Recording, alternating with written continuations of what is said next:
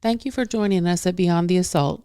This podcast discusses sexual assault, domestic violence, and trauma, which may be triggering for some listeners. We are survivors sharing personal experiences and are not licensed professionals. Please seek qualified support if needed and take care while listening. Thank you again for joining us today. There's a life waiting past the pain, a voice that's yours to reclaim. This is Beyond the Assault.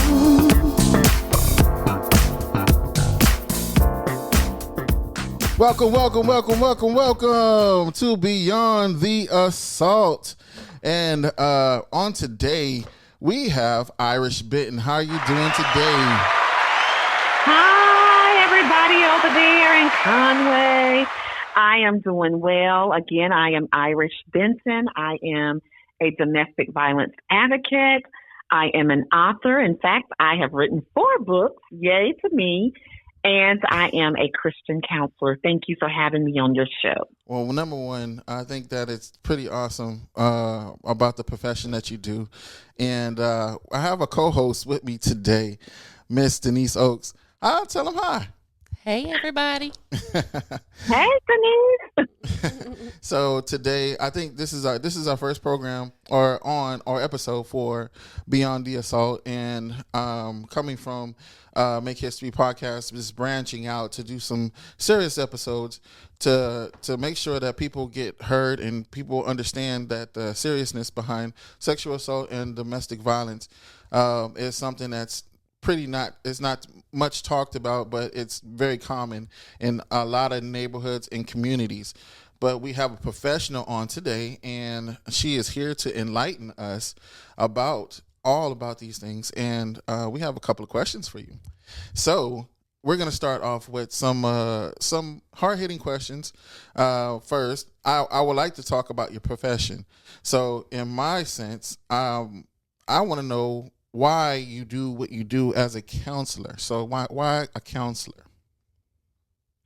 Wow, that's a great question. I am a counselor because, as you stated, this is something that is not talked about in our communities often. We really only hear it when tragedy has hit our communities, meaning when there has been a domestic violence murder or homicide. The loss of a loved one is when we typically see people gather in the community. And one of the questions that people always have is, why? What could we do better? What could I have done? And so I am passionate about what I do as a Christian counselor because I answer those questions to the people that are sent to me, and those whys and hows. And so I bring my experience of being a victim, a former victim, now a victorious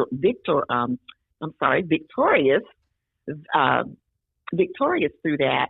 And so I bring all of those experiences to help people understand what domestic violence is and what it isn't.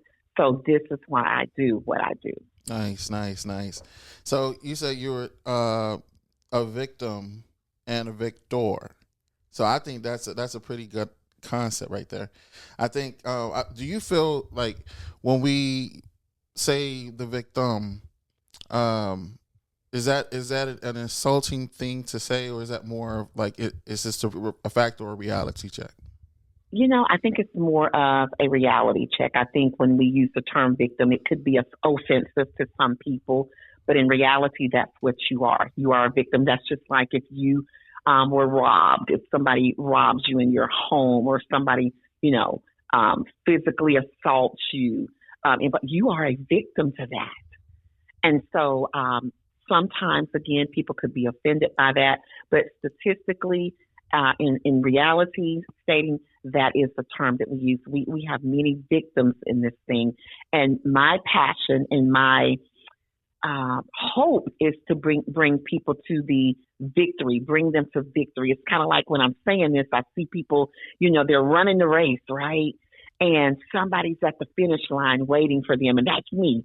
I'm at that finish line, and I'm cheering them on, And I'm like, there's a greater reward for you when you get to this finish line. So I need you to run this race, run this course, and I want you to know that you're going to be victorious through this. Nice, nice.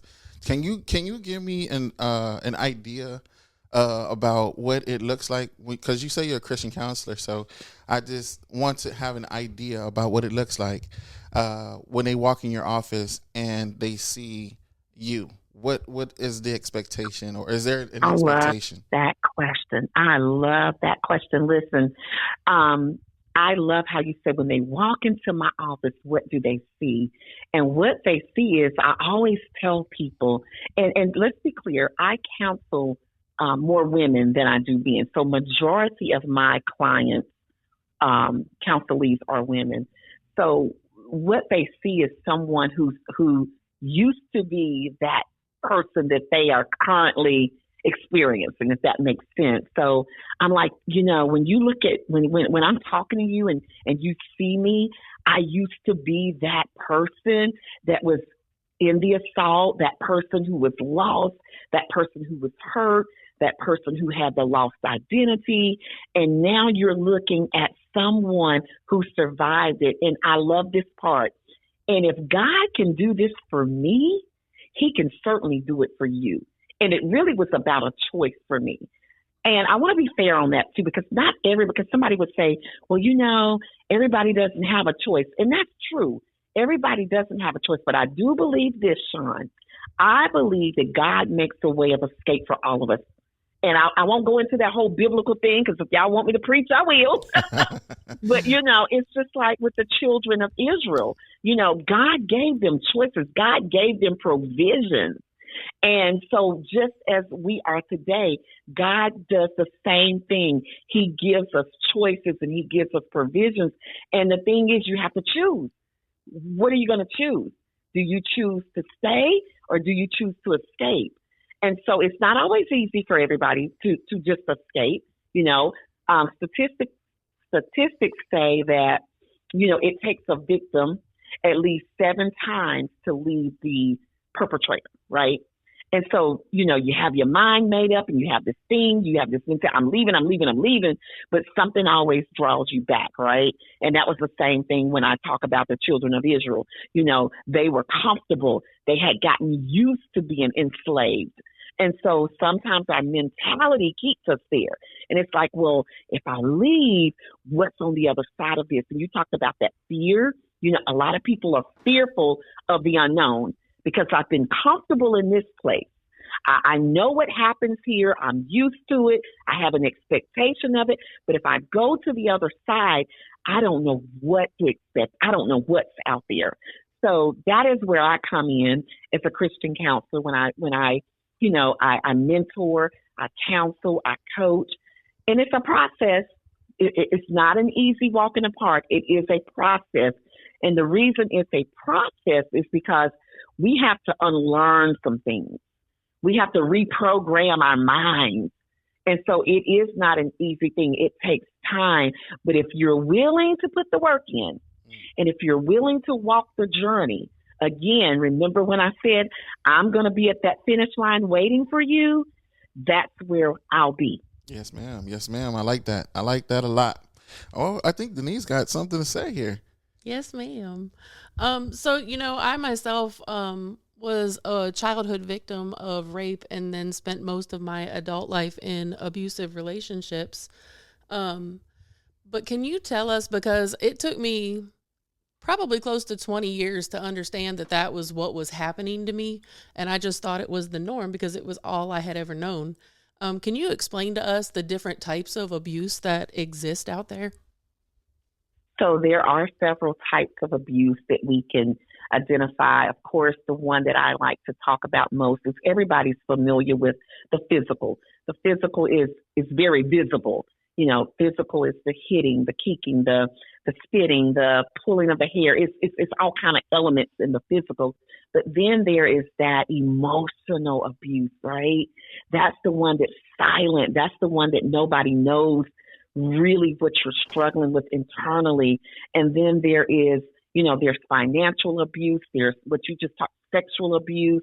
There is mental abuse. I mean, there's so many levels of abuse under that one umbrella that you just have to kind of depict, and you have to, and like you said, you don't know what, because when you grow up in it and you see it for years, it is normal. That is your normal. And I also like to say that it sometimes is it becomes the love language in that house, right? Like where we can't compromise, where we can't sit down as adults and have civilized conversations, but we have to fight it out, or we have to curse it out, or we have to hit it out. It becomes a normal, natural love language, and that is so abnormal. That is so abnormal. So you're not able to really identify that until you're out of it. And then when you get out of it and you start living a normal, civilized life that can sometimes look like foreign, and then you're able to go, wow, now I can see the dysfunction, and that's the word I want to use. Now I can look back and see the dysfunction formalities that I lived in for years.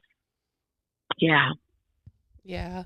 So I can definitely say that all of that is true, because I have felt that, myself, and feeling like, okay, I'm moving into a normal relationship now, the way that it was intended by God to be, but I don't know how to react to someone who says, oh, I'm sorry that I made you feel this way, or, I'm sorry that what I said triggered this. I no longer know how to respond, because I'm used to responding back with anger or with fear, or, my thing was people pleasing. So in order to avoid the abuse, I changed myself in all the ways possible, to not come into those situations. Though anybody that's been through it knows that there's nothing you can do and no amount of pleasing that you can provide that's going to keep your abuser from abusing you. They are always going to find a reason why. But the hardest thing for me has been learning how to move on from being a strict people pleaser to owning who I really am, and that being okay. How would you suggest for people that they even begin that transformation? Yeah. Remember, I was mentioning about how we have to relearn and we have to reprogram our minds, because one of the things I know, being a formal victim, is that you just really said it. They teach you and they train you little by little to fit into their world. And so what that basically means is they are training you to be submissive to them, to their behavior.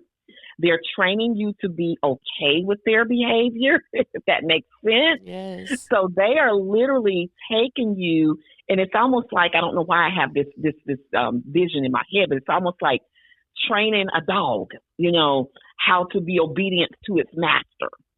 And this is what these perpetrators do. So you come in, you may have, I know you said you come from a dysfunctional family as it is, and most of the time, believe it or not, most of the time, predators, and that means perpetrators, I'm sorry, we may have to go back and re-edit some of this, but perpetrators, they can identify wounded warriors, if that makes sense. Right. Most perpetrators can almost identify wounded warriors, meaning women that have been broken, women who have low self-esteem, no confidence, women who are just looking to be loved by anybody, any means. Most perpetrators can identify them quickly. And so it's only a matter of time for them to draw you in. They love bomb you. They try to make you think that you're special to them, but all along they're just reprogramming you into their program. And then that's when the abuse starts happening. And then you're like, well, what happened? How did I end up in this? And again, they can almost identify a wounded warrior a mile away. Right. And it's definitely a pattern, because I found that myself in that pattern. I'd move from one relationship and find something that I thought was going to be great, and it would end up being the same thing all over again. Mm-hmm. And I found myself asking, how do I always end up in these situations? I know I don't want to be here, but I keep ending up here, and it's exactly like you said, they saw it in me. Even though Yeah, I wasn't yeah. seeing it in me, they did. And I love that too, Denise, when we operate in patterns and it's back to back. And how do I keep meeting the same type of man, different face, but the same behavior, right? And a Right. lot of times we do that is because we have not healed. And that's one of the big things that I try to emphasize is you have to find a place to heal. And healing could take, it's different for everybody. But you have to heal from family. You have to heal from romantic relationships that were toxic and abusive. You have to heal from even, from the damage you created yourself, So healing has different phases. And when you don't heal, it's just like a Band-Aid. I love using that too. It's just like when you get a scratch or, you've got some kind of sore on your arm, and I'm just using that. And you go and you get a Band-Aid, right? And you put that Band-Aid over it. What do you do? You're just covering it up. But underneath, that thing still has some healing to go through. But we're so quick to snatch that Band-Aid off as soon as it starts to look like it's gotten a little bit better. And when we pull that Band-Aid off, you kind of start to bleed again because you've not let the full effects of healing happen.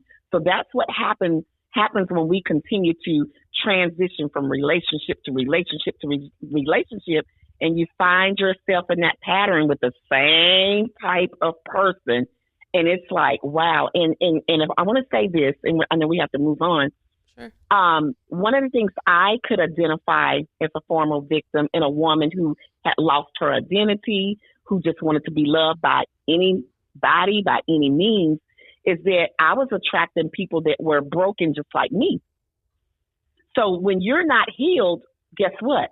You're going to attract people that aren't healed. Wow. When you're healed, when you are completely healed, and when I say healed, I mean, and listen, none of us are perfect. We all still have things that we're going to deal with. But when I mean when you are healed to be able to identify, you would be able to spot a person that's unhealed in a second, just by conversation, just by body language.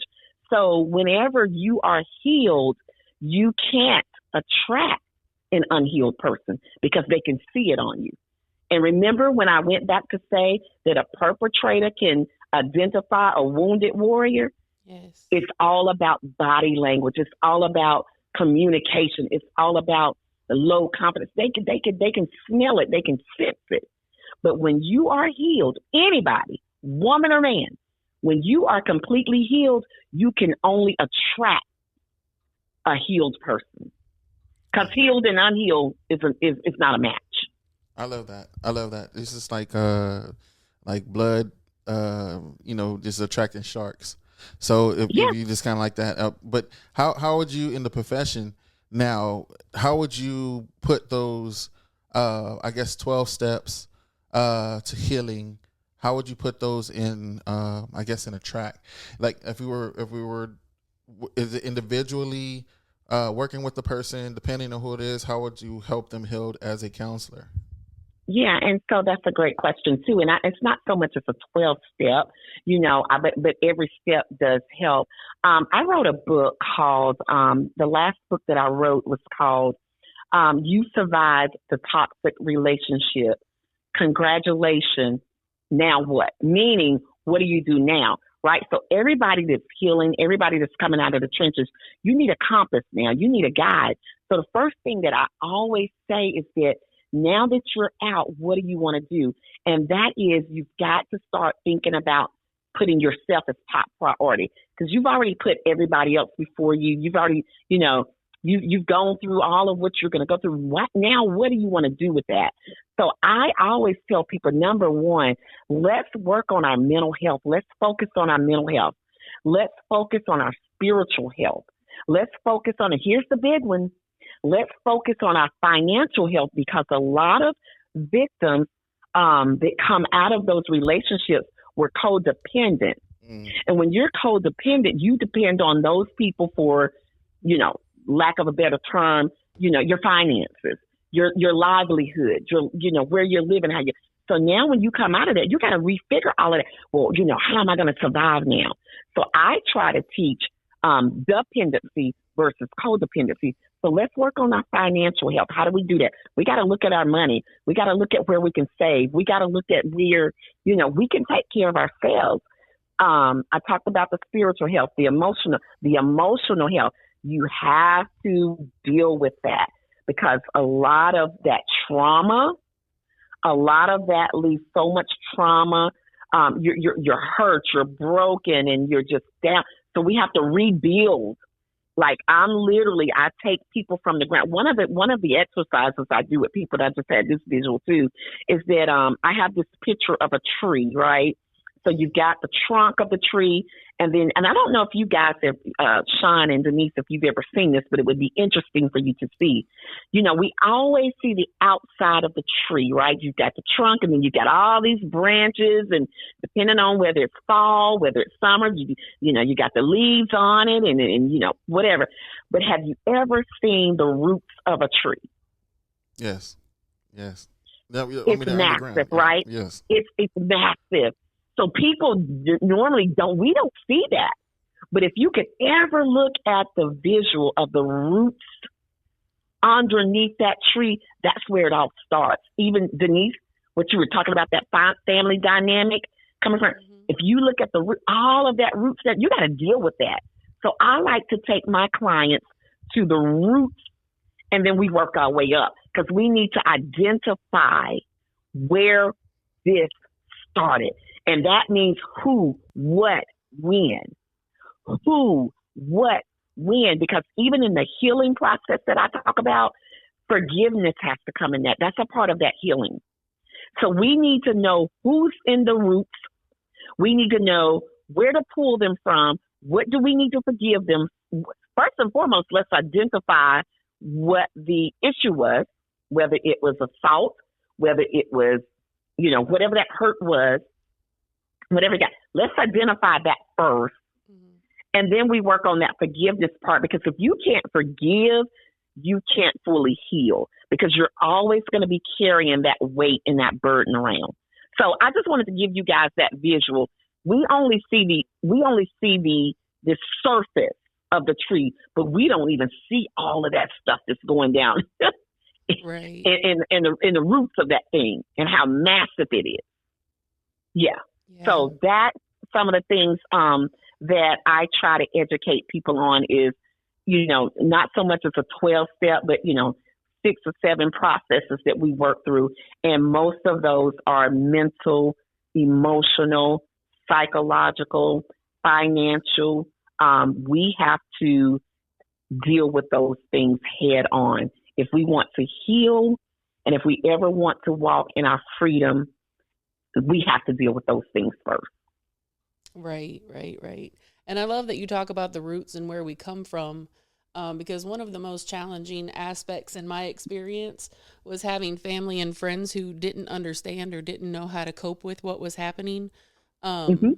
So for me, my family and circle of friends at that time was a negative trigger for me, even when I was trying to remove myself from the situation, because they had a lot of anger for things that they viewed as I did to them while I was in those relationships. So my last marriage, my husband was really good at isolating me from people, but he did in such a way that they thought it was me pulling away to devote all my time to him and kind of putting them on the back burner. So I'm curious to know, in your opinion, how you feel that the response of family and friends or, family and friends, how it changes your journey of recovery. And speaking to the family and friends that are in an abused person's life, how can they best support that person as they're going through the healing journey? Yeah. So many things you said in that. I wanted to just go back on something really quick when you talked about that isolation. I really want listeners to know that is one of the most, I would say one of the most detrimental things that a victim could ever experience while going through a domestic violence in a domestic violence relationship, because that isolation is it's really a trick, because number one, what they do is if they can isolate you, nobody has access to you but them. Also, in the isolation, you begin to trust them because they virtually turn you against everybody else. I know for me, it was nobody loves you. I'm the only one that loves you. And you begin believing that when they say it over and over and over. Right. They don't love you. I'm the only one that love you. And then you start believing it. And then you start kind of trusting them just a little bit more. So that is one of the oldest tricks that perpetrators do, is to isolate the victim. And when they are assaulting or abusing the victim has nowhere to go, because you've pretty much isolated and you've pretty much closed everybody else off. So you have nowhere to go. You have no one to vent to, no one to talk to. And that is what they do. And I really want the listeners to understand and hear what we're saying tonight. Isolation is very, very crucial in a domestic violence relationship, because you have no avenue. Now, back to your question, is one of the things I was thinking about, Denise, when it comes to family and when it comes to friends, and you need that support. The most that we could do, and I know for me now, especially as being a Christian counselor and a mentor, is I really try to be that listening ear, because what I've had to realize is that I can't push people to do what they don't want to do, what they may not even be ready to do. But I can be a sounding board. I can just be there to listen and to be there to advise and give the best tips possible, right? But the other thing I was thinking about this, and this is so important for every person that is listening that may or may not know anybody who's in a domestic violence situation, is just to love on them. Do not judge them, because you don't know what they are really going through. Even when I was sharing with my family and my friends what I was experiencing, I still had not made up my mind to leave the person that I was in love with, because I was in love with my abuser. So even though he was hurting me, he was harming me, I just needed someone to listen to me, right? I just needed someone to be there at the moment. But it wasn't until I made up my mind to leave. When I made up my mind to leave is when it changed everything. And I want to be clear about this, because I really want to answer your question. In one of my books I wrote, this just one little segment I wrote, people can only give you what they have, right? And that means if I don't have the information, I can't give it to you. If I don't know how to love properly, I can't give it to you. Does that make sense? Yes, and so a lot of times when we look at our family dynamics, they don't know what to say. They don't know how to handle it. They don't know what to give you in that instance. So the only thing they can do is give you what they have. And that might just be, well, you should just leave them. Well, I don't know why you're in it anyway. Well, you got yourself in there. You follow me? Yes, ma'am. So sometimes people just don't know what to say. Right. They just don't know. And this is why it's important for anybody that's on this podcast that may be in a domestic violence relationship or know someone. This is why it's so vital to know where your resources are, know who your advocates are in your city, in your state. It's important to get out to events.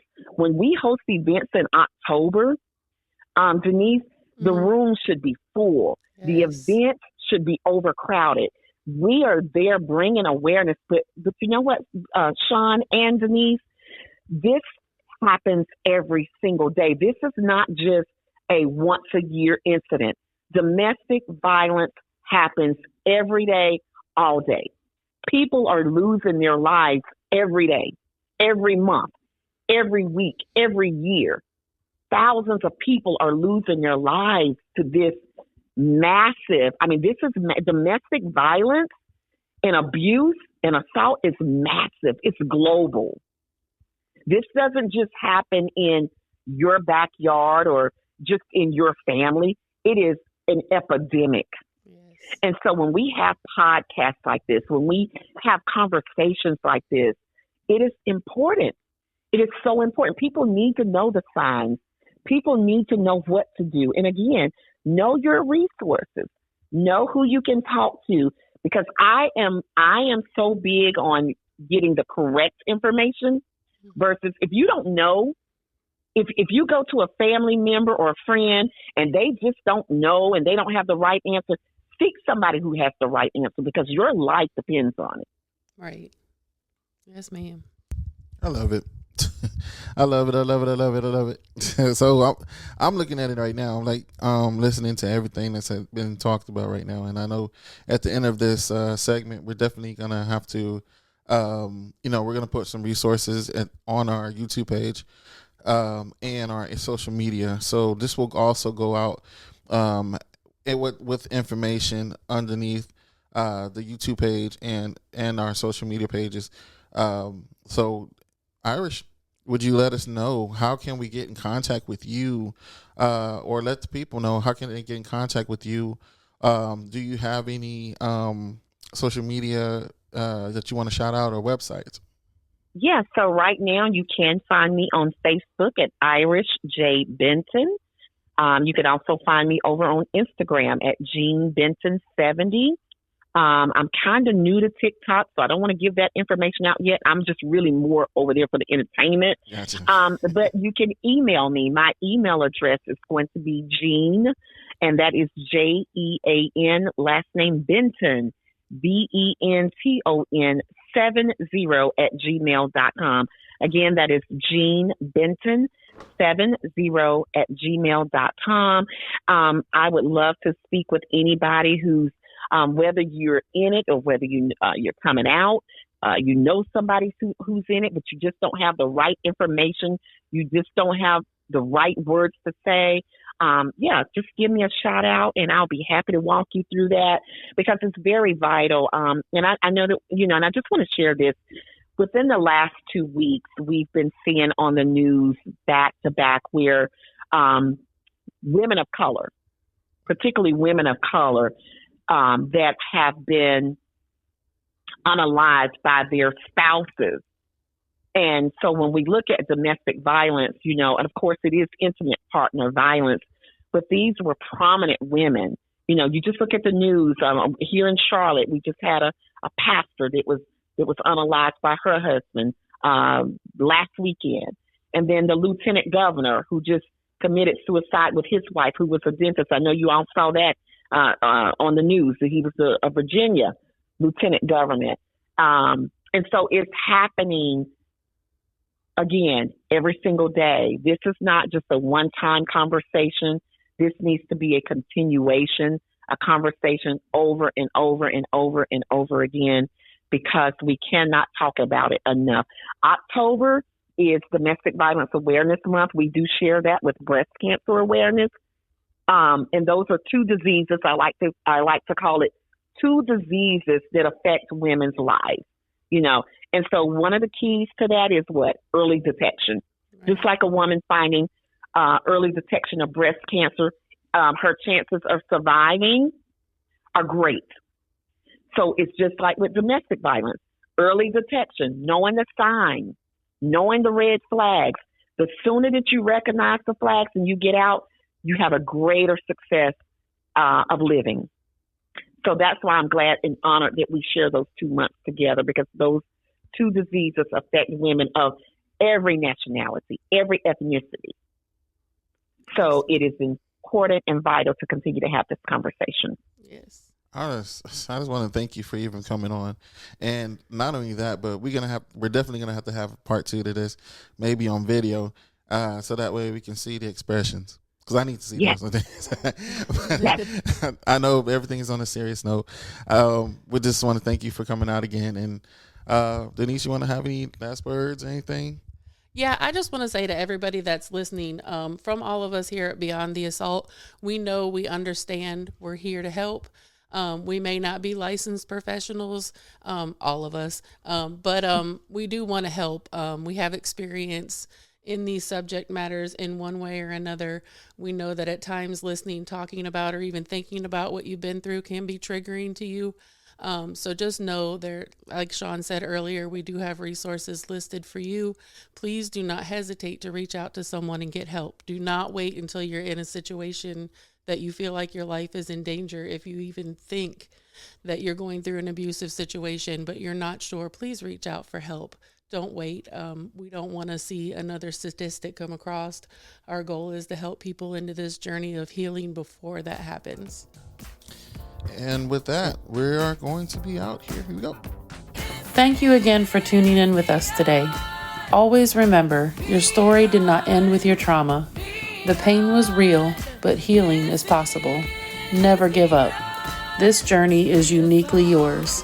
Please like, share, and subscribe so you don't miss the next episode.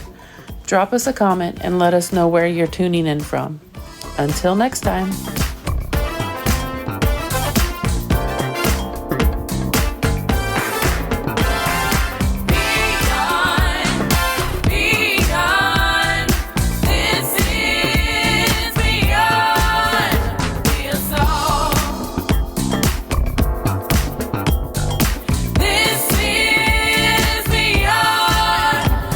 Soul.